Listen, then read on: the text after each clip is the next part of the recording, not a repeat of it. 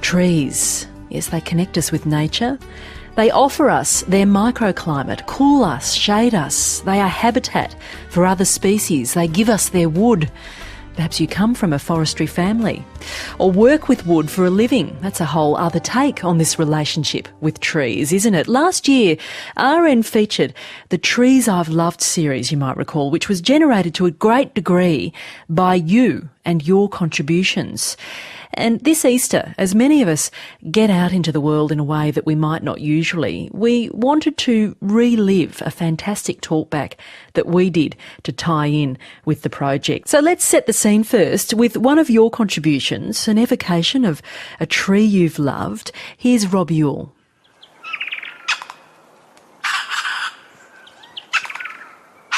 "40 years ago, I was a forester in Croa Jingalong. That's the remote and quite different Victorian region east of the Snowy, and that's where I encountered Eucalyptus basistoana, the Gippsland grey box.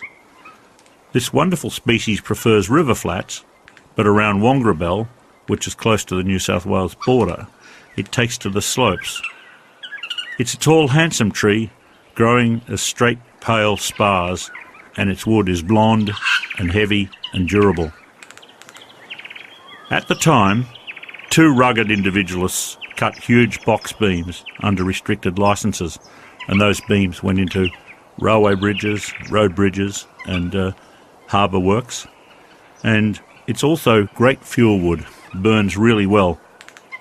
I made a boxwood coffee table, which I still have, and Malakuta's Anglican Church community created its altar from a large logging offcut. The biggest tree grew off Jones Creek track at the base of a spur. Jones Creek is about 30 kilometres inland from Malakuta. Clearly the first settlers had spared it during their abortive attempts at farming, as did later generations of timber cutters. They all must have respected its size and age. And we measured it in 1970 as 105 feet to the first branch and had a total height of around 230 feet. So, in metric terms, 32 metres of log, 70 metres overall, and the diameter at breast height was 1.5 metres. So it was a really huge tree, and flying anywhere east of Mount Drummer, which we did often in light planes for various reasons, that noble tree stood out, and we loved it. It was a real landmark. 2 decades later, visiting Can River, I learnt that a bushfire had toppled the object of our affection. Sadly, it'll be 300 years before we see its like again. The Veteran by Rob Ewell. Rob Ewell there with his contribution to RN's Trees I've Loved project. And for more stories of trees you've loved and lost, you can head to the Life Matters homepage, and you can stay with us for the next hour. This was one of our favourite talkbacks from last year, and while we can't take your calls live today, please do ring our listener line 02 833 1430, or you can comment in real time on our Facebook page or tweet us at RN Life Matters. We'd love to hear from you. Our first guest was the producer of the Trees I've Loved project, Gretchen Miller, and I welcomed her to the show. Hi, Natasha. Why trees? I have a real passion for the environment. I have a real passion for the way we relate to issues of climate change and protection of the environment. But I find quite often we approach these things from a scientific perspective, and I think that there's a deep psychological aspect to the way we connect with our diminishing species, whether they be birds or trees or landscapes. So for me, to tell stories that connect us with trees is the way to make those issues real for people. And boy, I mean, people really did connect. You got over 500 submissions for this project. And they came in all sorts of ways, by email, by snail mail. I got photographs. I got a great wodge of handwritten stories from school children on the mid-north coast of New South Wales. I got them through the Pool site. We got them through listener feedback and Facebook. So Unreal. People just really wanted to communicate those stories. So now, what were there enduring themes Yeah. that connected again and again? There were two big themes. One was the cruel removal by councils of beloved trees and by developers who, as we know, like to raze a place. It's the most economic way to approach a site is to raze it and then build. But the big one for me was the connection between trees and childhood memory. And for children, trees, as you say, they are sentient beings. You can relate to a tree as a living object in a way. I think children imagine trees as a friend or a parent. And I think that's really interesting because I think that is reflected in our literature that goes way back thousands of years. That's right. I'm thinking, trees have been at the heart of our cultural imagination in really potent ways, haven't they? And in terms of stories and symbols as well. Mythically, the American Indians have their standing trees. You see humans turning themselves into trees to escape unwanted lovers in the Greek mythology. And more recently, you can see living trees in the Lord of the Rings. You can see them in the C.S. Lewis Narnia series. So living, communicating, moving trees are a part of our mythology and they're part of our childhood imagining. And for a child, I think the thing about them is that they offer a powerful comfort and they also offer an equality with something big and living. So you don't have to make excuses. You don't have to tell stories to a tree. You don't have to fight for your rights with a tree. A tree accepts you. You accept the tree. And there's a tremendous comfort. Children will go to trees when there's family trauma and they'll find comfort. And climb up. And a space to hide and a space to be themselves without words and without violence. So trees, you don't have to dig very far in most adults' memory to find a tree at the root of their imaginings. Let's just take some calls. Anthony in New South Wales, hi. Yes, good morning. Now, it's a particular pine tree. Yes, it was a large pencil pine in my mother's garden. It was about 50 feet tall, and when I was a child, me and all the neighbourhood kids who lived nearby used to like climbing it because all the branches sort of enclosed with all the pine needles, so it was like climbing inside a cave. And we all loved climbing it, and then it blew down in a very violent storm about 20 years ago and still missed the tree. You still, 20 years on, you still miss that tree? Yes, I even sometimes dream about it. Wow. So it's made a big impact on me. It's still there. Beautiful story, Anthony. Thank you.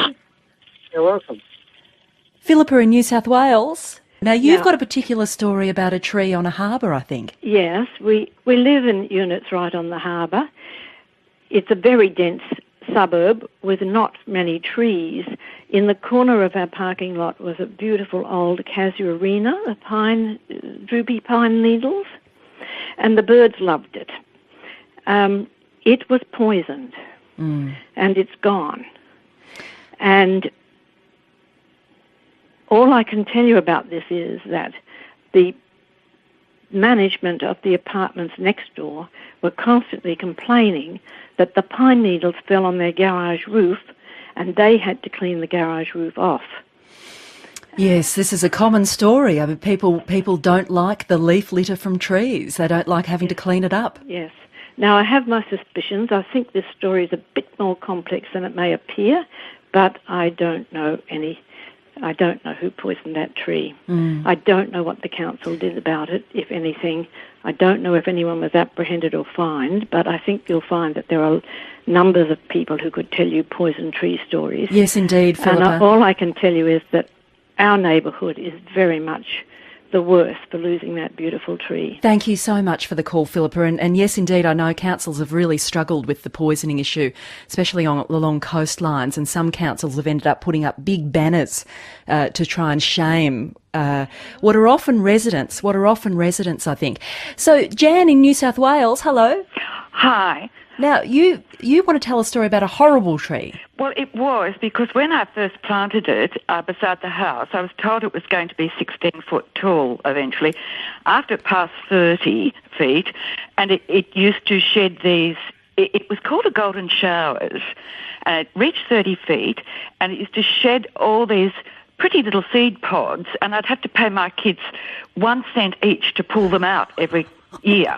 Right. And in the end, I said, that tree is going, and it was meant I had to get somebody in to cut it down. And just before that happened, we were given a neurotic Burmese cat that had been abandoned by its owners, which was fine, except that I had Rottweilers, and the neurotic Burmese cat couldn't cope with them. And the only way it could come in and out of the house was we put a plank from the tree across to our family roof ceiling, Right. which is a glass ceiling, which is directly underneath our bedroom window. So the tree had to stay, because if the tree had cat to and the stay, dog and it was stayed going to be for after... 13 years, and I used to look at it and say, when the cat dies, so do you. And what happened? The cat eventually died, but for 13 years it would climb the plank, walk across the glass ceiling, Okay. wave its tail at the dogs, and hop in the cat flap that we put into our bedroom screen. And as soon as the cat, God bless it, died, the tree went. Oh, I had that's a bit to. radical.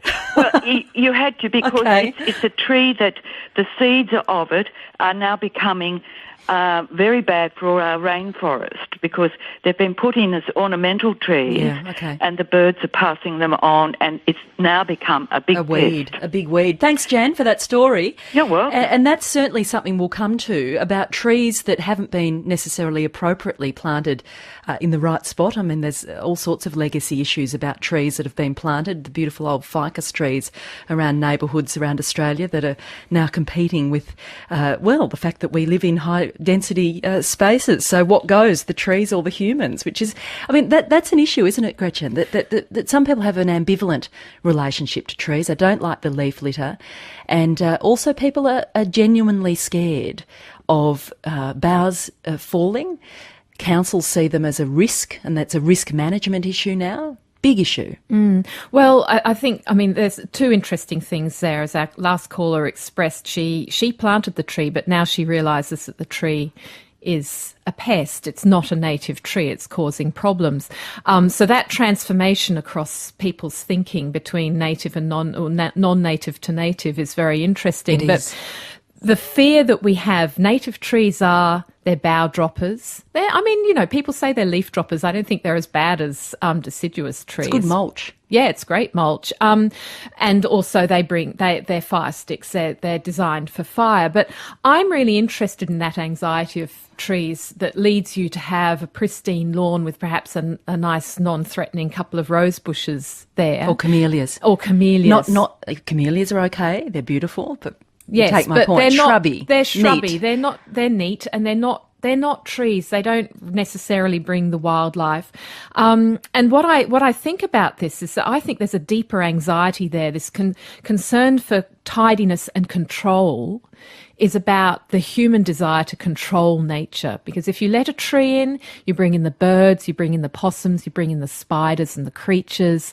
It's an ecosystem. It's a town hall meeting. And it's the wild. It is the wild. And it could dig up your pavers. It could get into your plumbing. It could, uproot the very foundations of your house.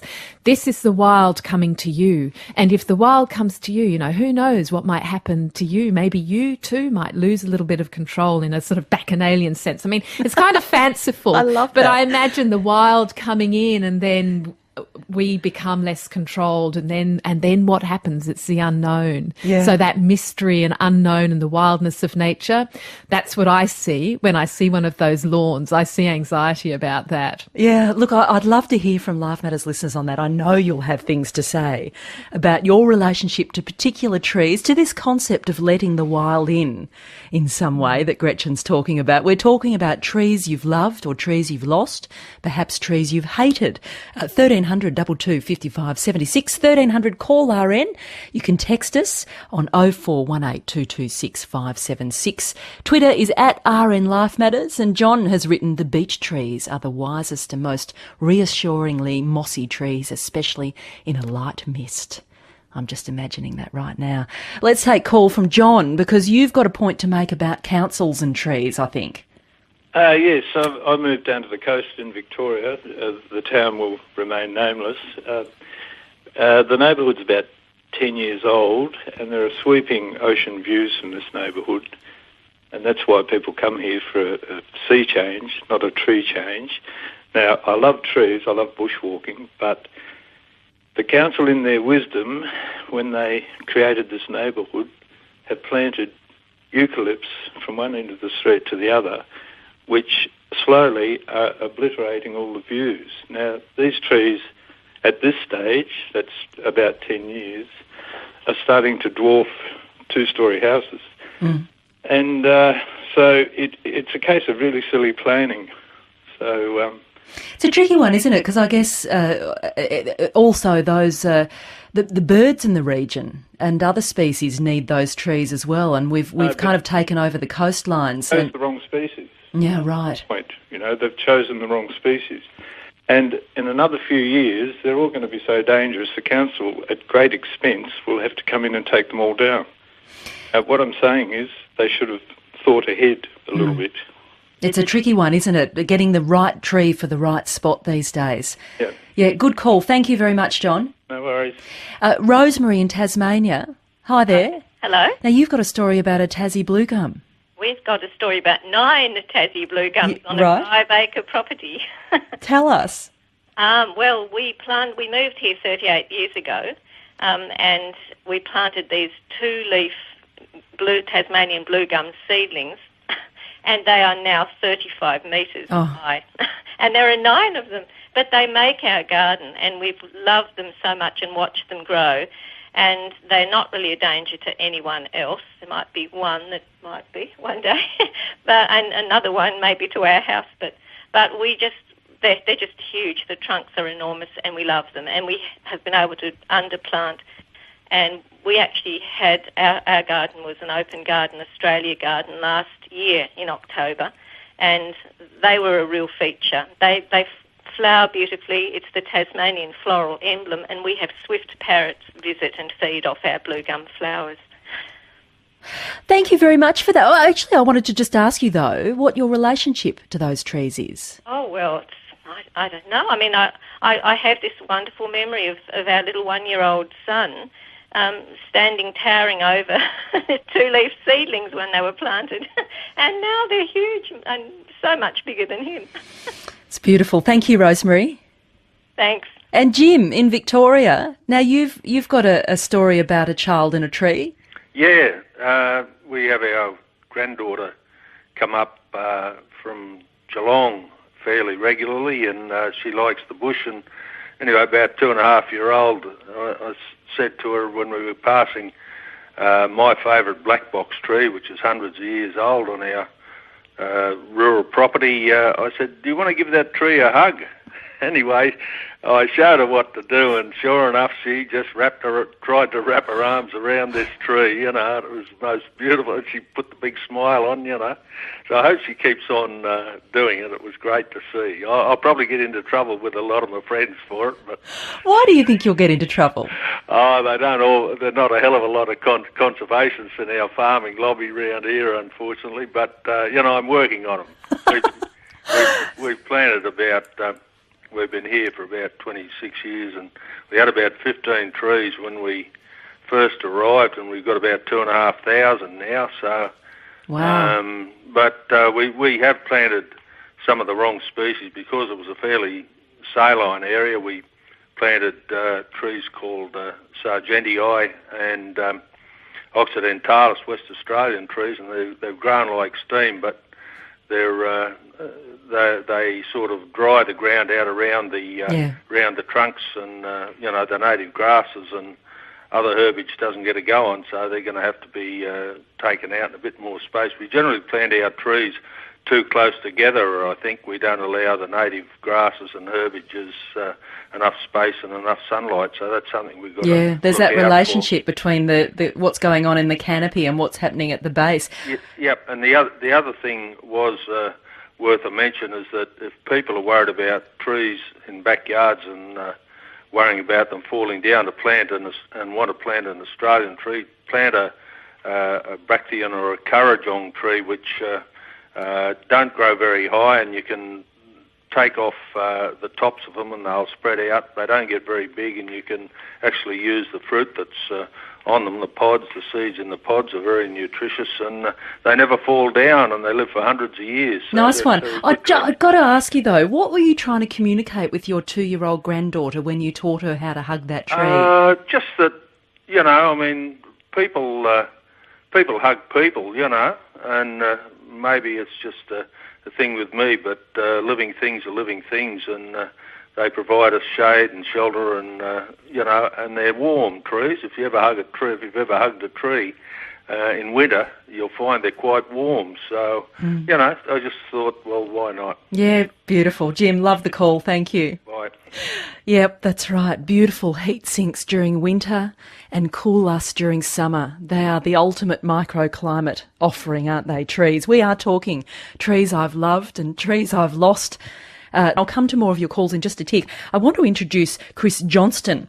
He's a landscape architect with Taylor Cullity Lethlean, in Melbourne. And they do all sorts of major projects, including, I gather, the Canberra Arboretum. Chris, welcome to Life Matters. Hi, Natasha. It's really great to have you here. Thank you. I mean, these calls are fantastic, and they really illustrate the kind of range of relationships we can have. Melbourne's an interesting one.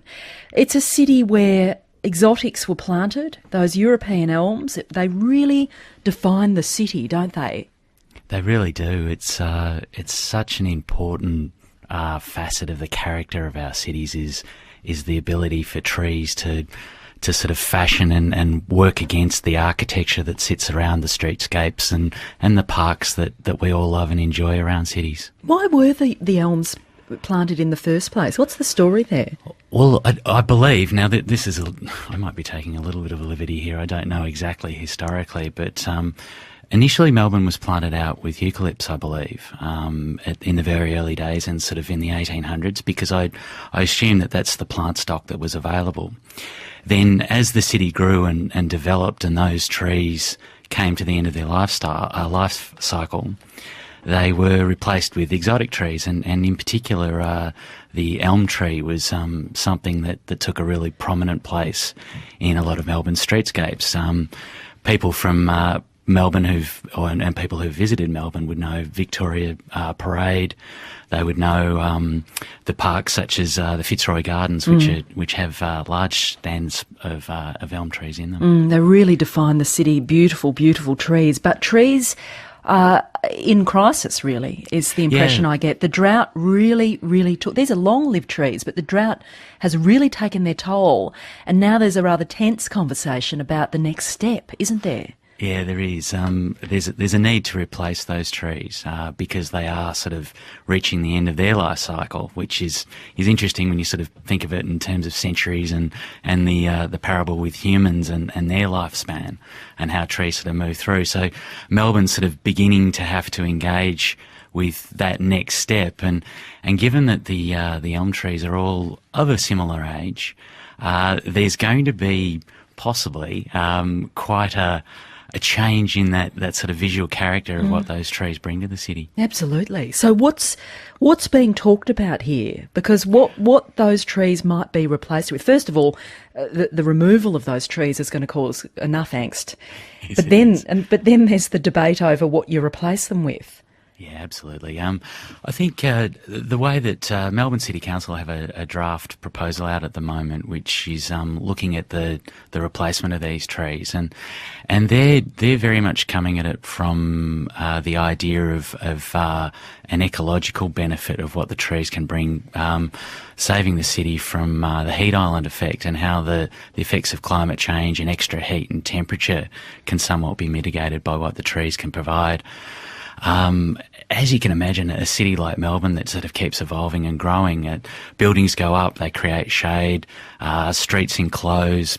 The environments that you can grow trees in vary right across the span of the city. And sort of, I'm basically concentrating on the CBD at the moment. Yeah. So you need to have a range of trees that can sort of adapt to those different environments. And how do you project into the next 100 years of how those trees are going to grow and how they're going to perform given the environment that we create through the buildings that we build, but also through the incidence of climate change over that period. Have we seen a shift in moving away from exotics to natives? Is that a categorical shift that's happening across councils, or is it more subtle than that, it seems? Because it's not all natives that I've seen going up in communities. Yeah, absolutely. I think there's a couple of components to that. One is that a lot of councils like to install an Indigenous policy when it comes to trees. So actually trying to bring plant stock or trees back in that have been naturally grown within that area to sort of bring the biodiversity and engage with what the ecosystem of that environment might be. But then there's also other councils that are interested in maintaining the character of their particular location, which might have been generated through the use of European trees. So, for instance, Melbourne's leafy green suburbs, sort of south of the river, things like plane trees are planted a lot. It's going to be interesting watching some of those leafy green suburbs lose their trees. Evolve we'll see change, how that happens. Yeah, absolutely. Yeah. Why do you we're talking about the human relationship with trees here, Sure. but we've had a text message from Judith who says humans are an introduced species to this continent too, very invasive and dangerous too. Why privilege them above all other life forms? Remind us why trees are so crucial to urban areas, because this is part of this conversation, ecologically so. Yeah, sure. Well, I think, ecologically, environmentally, they're incredibly important. They provide shade, they provide character, they provide ecosystem for all of the different sort of birds, insects, everything that goes along and lives within these trees, and connecting them and joining them together is often very important. Creating corridors where wildlife can move through. It's something that really, when you project forward and when you think of a suburb, you don't just think of the roads and the buildings. You actually think of what the trees provide when when it comes to building that character and that vision in one's mind's eye. Although it's an interesting shift towards, it seems, shorter, shrubbier trees, and there's quite a robust discussion about that amongst landscape designers and arborists and tree experts, that we need to retain some of that tall canopy in the cities. We can't just head straight to the shrubby stuff, which is what we seem to be doing. Yeah, definitely. Yeah, well, you want the canopy up above you. You want to be able to move around the trunk and still operate within that streetscape space. So actually elevating the canopy up is very, very helpful. Whereas if you have the canopy down and low, you begin to interrupt that space that people need to operate in with vehicles on the whole. Well, there's the critters as well that need that top canopy as well. Yeah, most definitely. Let's not forget about them. Yeah, for sure. You're with RN's Life Matters this Easter weekend. Natasha Mitchell with you. And with a discussion we brought you as part of RN's terrific Trees I've Loved project last year. It was coordinated by producer Gretchen Miller, who was one of my guests, along with Chris Johnston. He's a landscape architect with Taylor Cullity Letleen in Melbourne. And though we can't take your calls live today, do ring us on our listener line 02 8333 1430, or get talking on our Facebook page. On Twitter, we're at RN Life Matters. Tell us about trees that you've loved or lost. It might be a single tree. It may well be a whole forest of them that captured your imagination and your heart. In fact, if you're up for it, post a picture to our Facebook page. A special tree. Go and get a bit schmaltzy. Let's return to the conversation with Victor in Byron Bay and a story about his dad and a tree. This is back in the 50s in Western Australia. He was intent on clearing the backyard to make a practice surface to practice his lawn bowls. So every native species of plant and bush and tree had to be extirpated.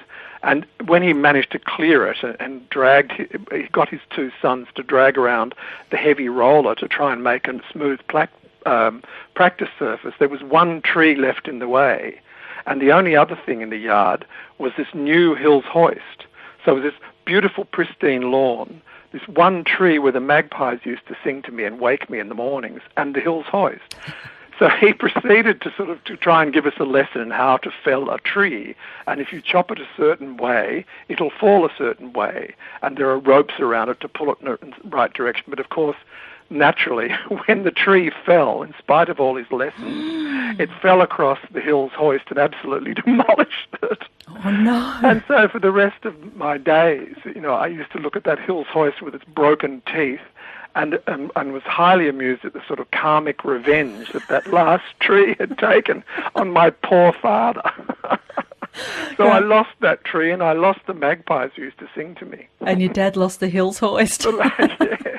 Oh, Victor, thank you. That's terrific. Thanks, Dal. Nigel in Victoria, hi. A French oak, 50 years old. Tell us that story. Hi, Natasha. How are you? Very well. Actually, I've just discovered, because I've had to do an emergency look-up of the tree, and I've just discovered it's actually a father oak. Ah.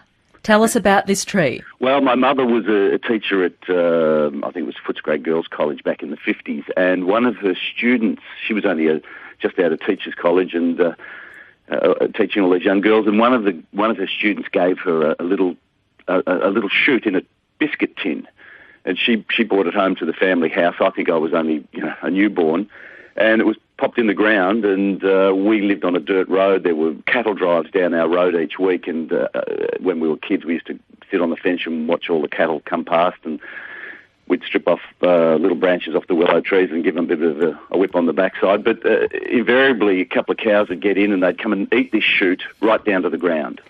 Ah. And then the next year it'd grow up. It'd sprout back on up. Sprout back up again, and then the next year the cattle would come down, and boom, down it'd go to the ground level again. And this happened for probably 5 or 6 or 7 years, and but eventually the cattle moved on, and so did the tree, and the tree grew and grew and grew. In fact, there were 2 trees together. One was a poplar, and they were about 10 metres apart, and this father oak. The father oak is now about 20 metres high and about 35 metres wide. It's a big umbrella. We call it the umbrella tree, and we've sat under this tree forever and a day. When we have family functions, that's where we congregate under the tree. Mm.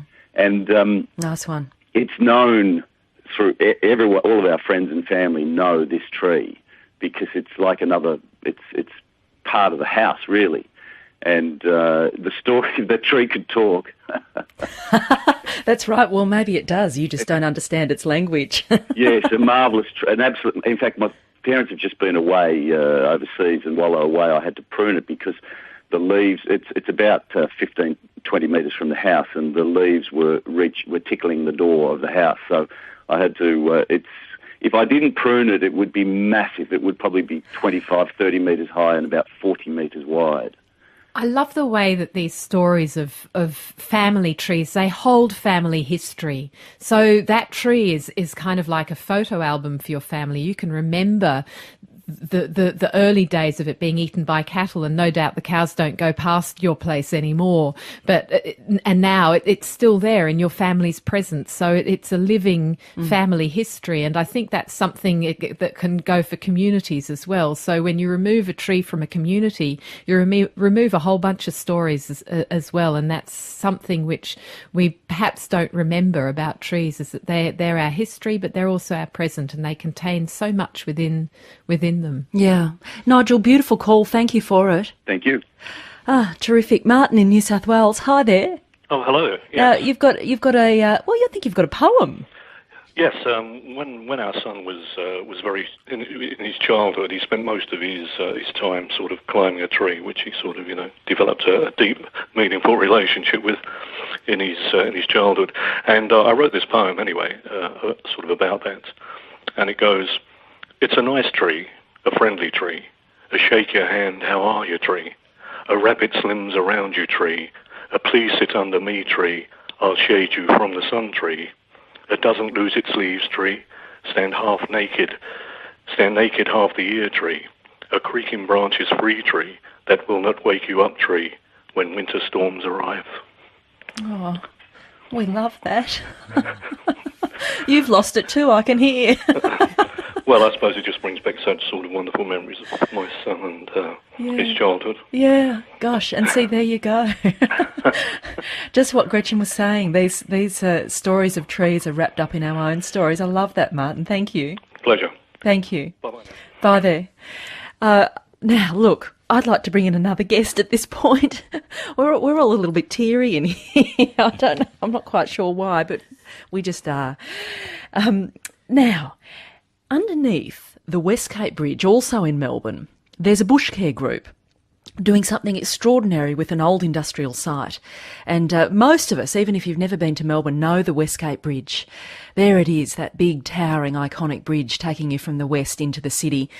And under that is now what's the project called? It's Lynn Ellison. You're there. Join us. I am indeed, Natasha. How are Lynn you? Ellison, of course, is the retired Democrat senator. She's on the Westgate Park, that's it, the Westgate Park Committee, which includes a former Lord Mayor of Melbourne, a forester, an oil executive, a building contractor, and a retired senator. What an eclectic group of people that have come together as part of this bush care group. Why?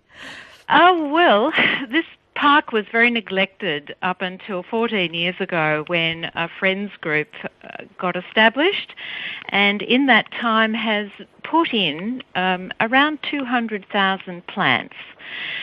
Quite a lot of them trees, let me tell you, but also shrubs and grasses and wildflowers and climbers and ground covers, and turned it into the most amazing environment, bush-like environment.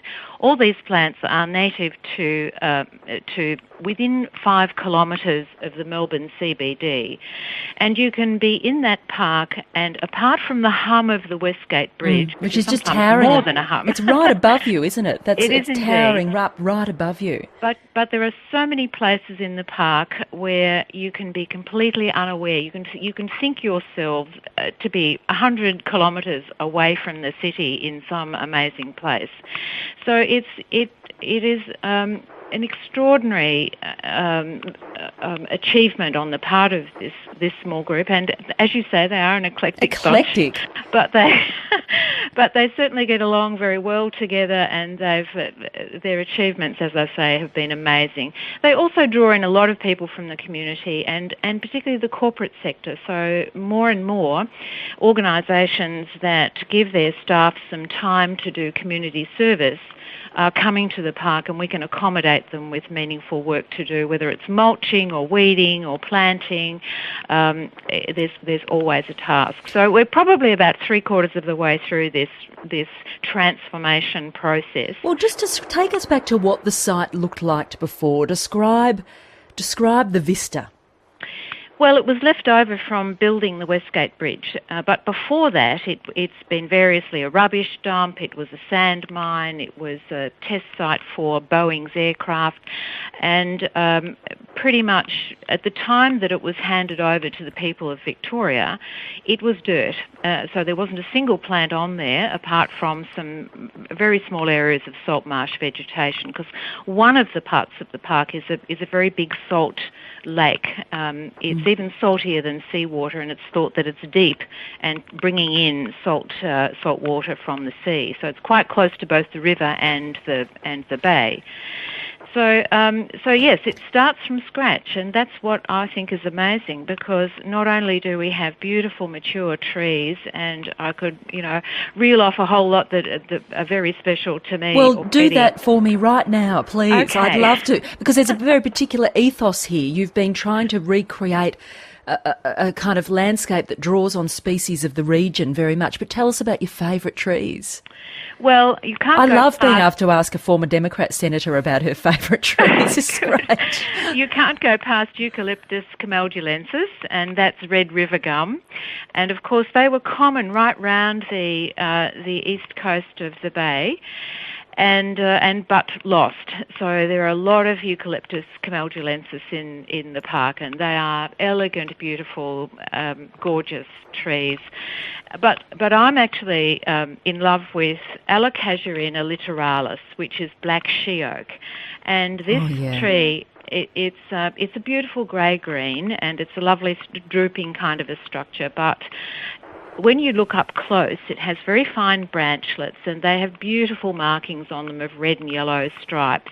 It reminds me of Egyptian decoration when you look very close, and they have amazing flowers that are an orange-brown. But most of all, it supports the she-oak moth, and the she-oak moth larva is similarly striped with red and yellow and blue stripes, and has wild-looking white hairs from its head, and a big red kind of sash across its face, and it's an amazing creature, and it just lives on this one species of she-oak. Unreal. And I think what this has told me a lot in the last year or so, I'd say, is that you bring the plants, and they have to be trees and shrubs and grasses and wildflowers and so on, and nature comes along. So biodiversity is created firstly with plants, but now we are seeing an amazing array of insects,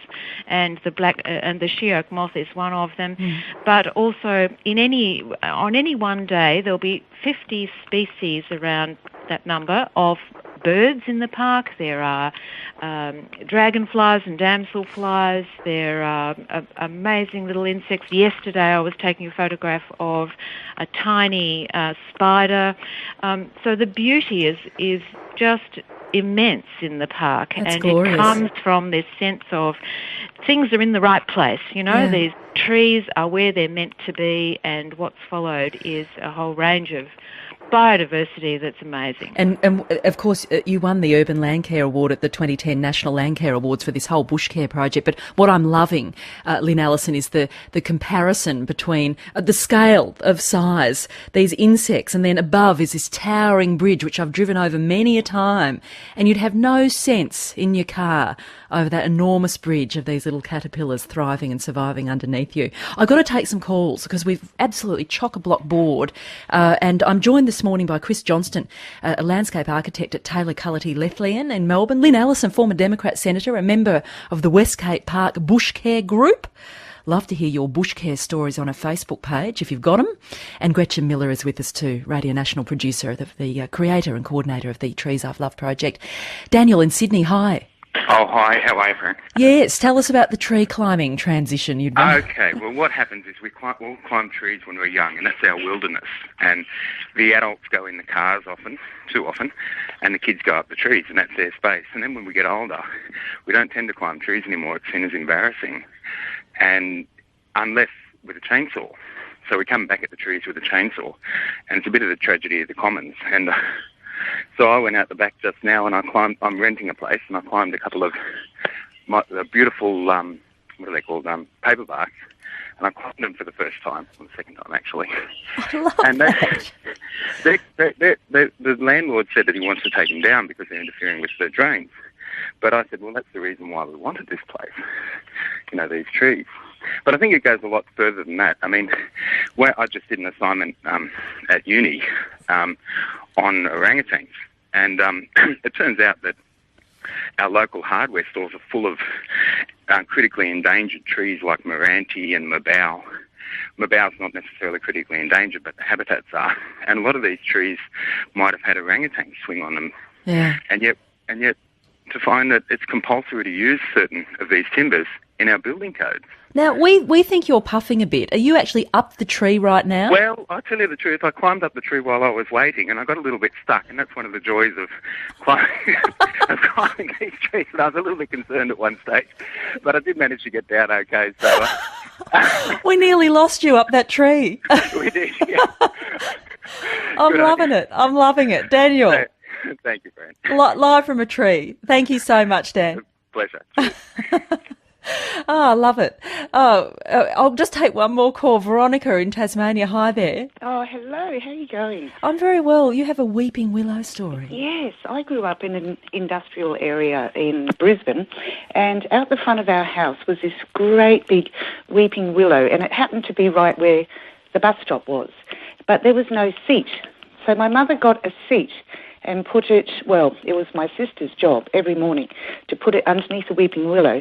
And all the little old ladies from the neighbourhood, because there was quite a few, it was a sort of elderly sort of suburb would come early for the bus so they could sit underneath a weeping willow and chat. And then it was my sister's job to take the bus seat in after school so no one stole it. And so she's fallen in love, as we all did, with that weeping willow. But now in Brisbane, it's a declared weed, so she can't have another weeping willow. Yes, it's complex, all this, isn't it? The trees that we're connected with are often the trees that we don't want to have around anymore. Thank you, Veronica. Pleasure. It's a beautiful scene. And I just want to read a tweet by Anna Foley. She's the environmental heritage advocate for the National Trust of Australia. And she has said anyone can nominate a tree they love for the National Trust Significant Tree Register at trusttrees.org.au. Trusttrees.org.au. Thanks, Anna, very much for that. Anna Lee in Victoria, hi. It's wonderful to be here. I just wanted to make a comment from perhaps a European perspective. I've moved to Australia 20 years ago. When I go back to Europe and I fly into Germany, I look at a highly populated area, like an area the size of perhaps Melbourne, and with 6 million people in it, and it is green. This is not because Europe is different climatically from Australia, but it is because perhaps there's a different attitude towards trees. It is not that we can't grow trees, but it is if you've got an existing tree in a suburb, it gets cut down. It might be a 100-year-old big gum tree. It gets cut down, the site gets developed, we get replanted a few trees that get vandalized in the process, and we end up with 2 trees in a big car park. Now, everyone wants to park under those 2 trees. Yeah, it's ironic, isn't it? It is ironic, and it is, I think we should really make an effort to protect the existing trees that are already growing and that take 100 years to grow, and we don't recognize them as an asset in our landscape. The caller before, who was describing this large oak tree that his mum has planted, there is nothing stopping the next owner of that property from cutting that tree down. We do have overlays within our councils, but they are not strong enough.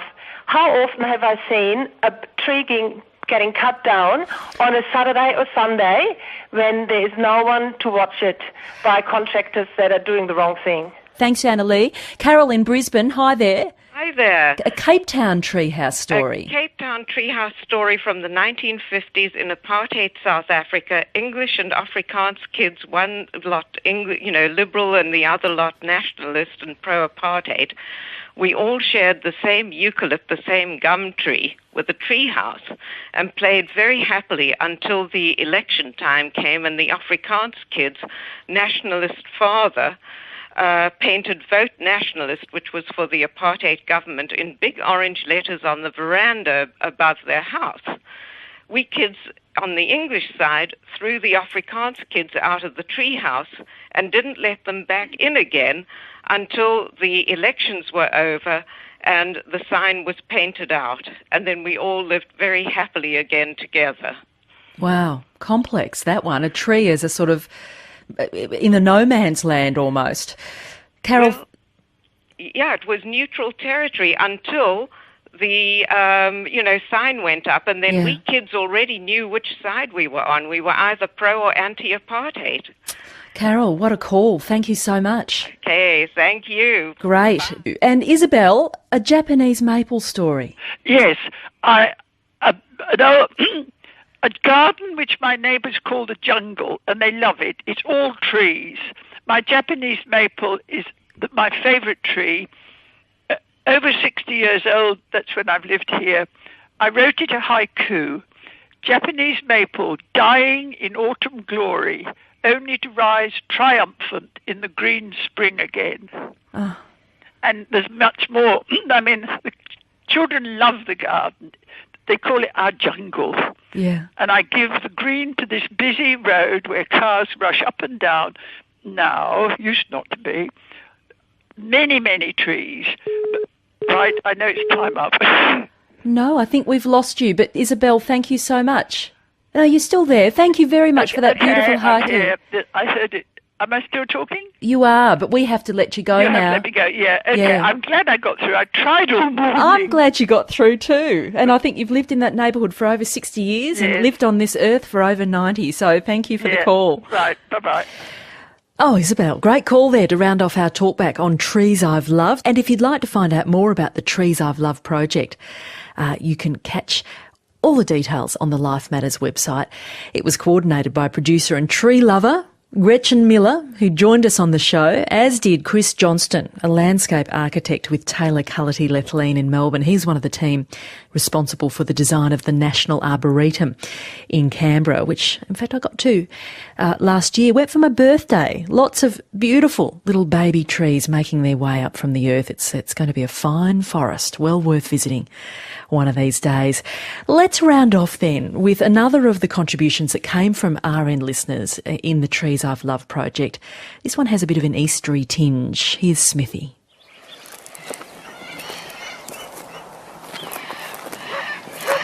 The mulga. It's one of the iconic trees of the outback.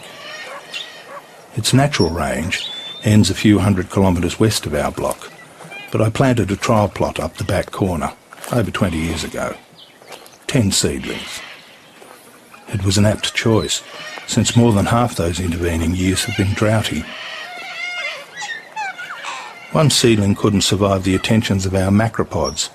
It was gone within a year, but the other 9 doggedly managed to get their crowns up out of the grazing zone and their roots into the water table. My respect for their tenacity grew along with them. If you're a hunter-gatherer, it's a pretty handy plant. The flowers, seeds, leaves and sap all have uses for bush tucker or medicine. The dense, tough wood makes excellent sticks for digging or throwing, and it makes a particularly fine campfire as well. Back last century, before dotty t-shirts were in vogue, the standard souvenir of a trip to the centre was a mulga-wood ashtray, complete with faux blackfella decoration. Look what Auntie Doris got us at the Uluru gift shop. Mulga's one of the longest-lived acacias and slowest growing. After 2 decades, I can still girdle the trunk of our thickest with the fingers of 2 hands. They still look like saplings. Those stout individuals you see out west must be ancient indeed. Acacias are legumes. Symbiotic bacteria form nodules on their roots, which turn atmospheric nitrogen into fertiliser, enriching the soil. One of my favourite dogs, Peg the Airedale, is also helping with that task under her 9-tree glade. Like many desert plants, mulga don't flower seasonally, they're opportunists. When I took a walk up the back this past Easter, we'd had season-breaking rains at the end of another long, dry summer. I see they're just coming into bloom. 9 out of 10 by Smithy. Well, Smithy, we wish you a happy Easter, and let's hope those mulga trees are in blossom for you. That's all we have time for.